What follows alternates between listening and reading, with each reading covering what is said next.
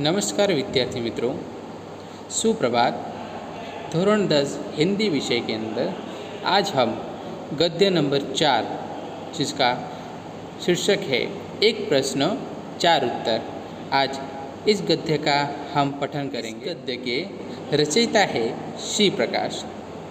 उनका जन्म सन 1890 में हुआ था और उनका निधन 1971 में हुआ था। श्री प्रकाश हिंदी के जाने माने साहित्यकार हैं। उन्होंने अपनी लेखनी के द्वारा राष्ट्रभक्ति, सांस्कृतिक उत्थान, सामाजिक उत्थान एवं समसामयिक समस्याओं पर प्रकाश डाला है। उनकी भाषा सरल एवं सहज है। उन्होंने निबंध, लेख, स्मरण और जीवनी पर भी अपनी कलम चलाई है। छोटी छोटी बातों पर गहरा चिंतन उनके साहित्य में देखने को मिलता है। प्रस्तुत पाठ में श्री प्रकाश द्वारा पूछे गए एक ही प्रश्न के 4 महानुभावों ने अपने अपने अलग अलग ढंग से उत्तर दिए हैं। हमारा देश तभी उन्नति कर सकता है जब देश का प्रत्येक नागरिक पूर्णतः ईमानदारी लगन एवं निष्ठा के साथ अपना छोटे से छोटा कार्य करेगा। यही चारों महानुभावों के द्वारा दिए गए उत्तरों का निष्कर्ष।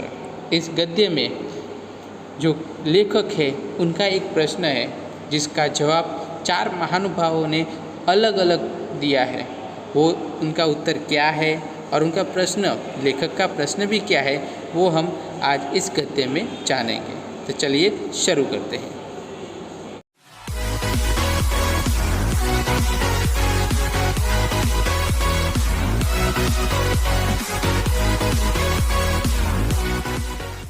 सबको ही कुछ ना कुछ खपत होता है।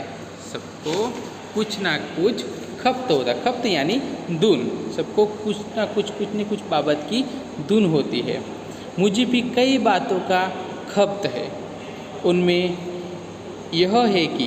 एक यह है कि जब किसी विदेशी से मेरी मित्रता हो जाती है और उन्हें सहृदय पाता हो तो साथ ही यह समझता हूँ कि हमारे देश में बहुत दिनों से रहने के कारण वे पर्याप्त अनुभव भी प्राप्त कर चुके हैं। तो उनके किसी सुअवसर पर मैं पूछ लेता हूँ कि आप कृपा कर यह बतलावे कि क्या कारण है कि हमारे देश में इतने विशेष पुरुषों के रहते हुए, इतने बड़े बड़े आंदोलनों के होते हुए भी देश में कुछ उन्नति नहीं कर रहा है।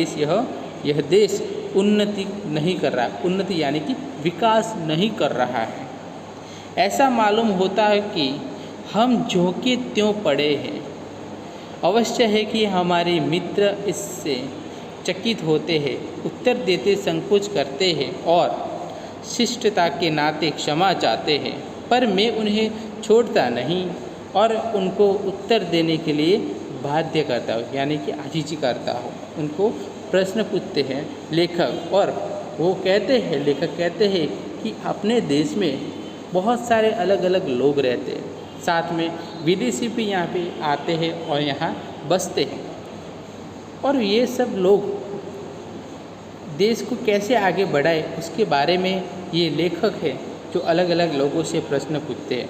उनका प्रश्न यही है कि देश उन्नति क्यों नहीं कर रहा है, देश का विकास क्यों नहीं हो रहा है। उसी का उत्तर ढूंढने के लिए वो सबसे पहले एक वृद्ध ईसाई पादरी के पास जाते हैं और उनको वो यह प्रश्न पूछते हैं। अब सबसे पहले लेखक उनके पहले मित्र, हमें याद रखने का है कि सबसे पहला मित्र कौन है। तो उनके पहले मित्र एक वृद्ध ईसाई पादरी है। मेरे पहले एक मित्र वृद्ध ईसाई पादरी है। वे 36 वर्ष से भारत में ईसाई मत के प्रचार में तो उतना नहीं, पर सपत्नीक देश के दरिद्र नर नारियों की सामाजिक सेवा में लगे रहे हैं। मेरे हृदय में उनके लिए बड़ा सत्कार और प्रेम है। उनका उत्तर थोड़े में यह है कि तुम लोग अपने काम में गर्व नहीं लेते। ये पादरी क्या कहते हैं कि तुम लोग अपने काम में कभी भी गर्व नहीं लेते हैं।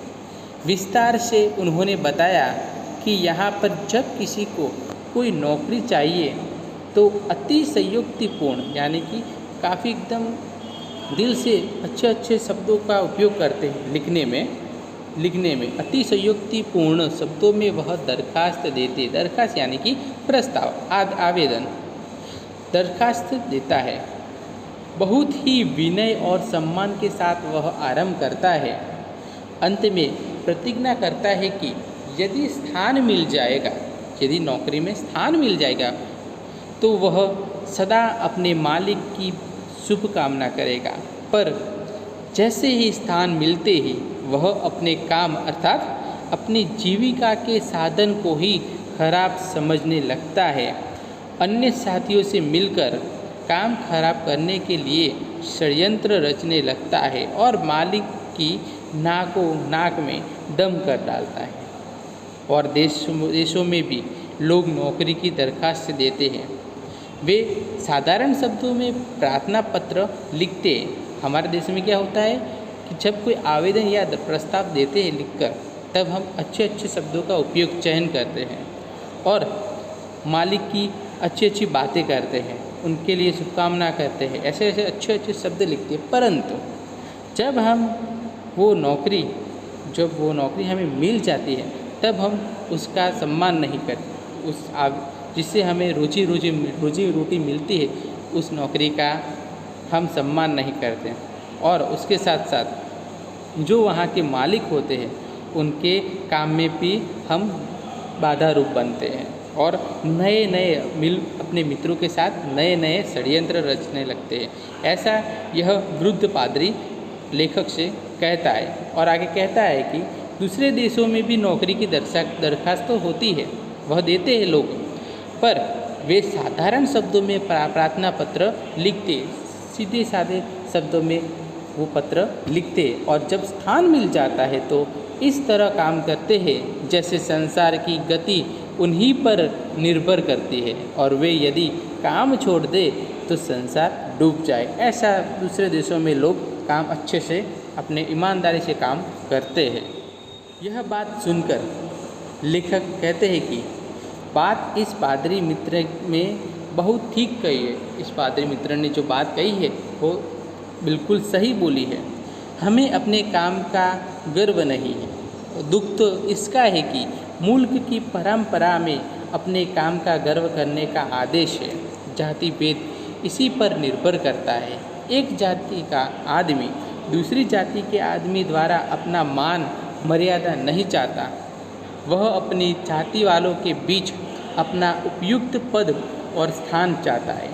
यह अपनी जीविका के साधनों का बड़ा आदर सत्कार करता है, बड़े ही अपने औजारों की और दुकान में अपनी बहियों की निश्चित तिथियों पर पूजा करता है। हमने देखा है कि जब कोई अच्छा सा कोई त्यौहार होता है, दिवाली जैसे त्यौहार पर दुकानदार अपनी जो किताबें होती है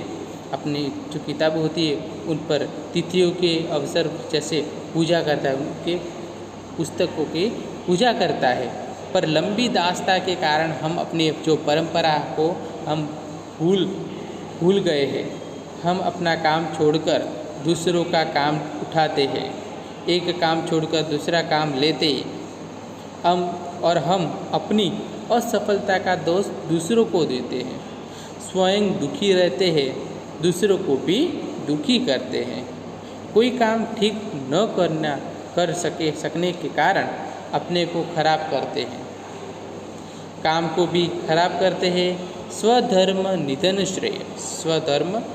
श्रेय इसका मतलब है अपना धर्म या कर्तव्य करते हुए मर जाना श्रेयस्कर है।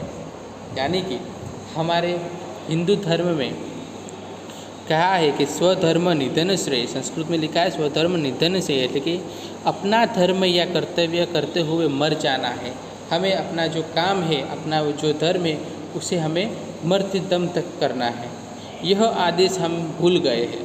लेखक कहते हैं कि यह जो आदेश है यह हम भूल गए हैं।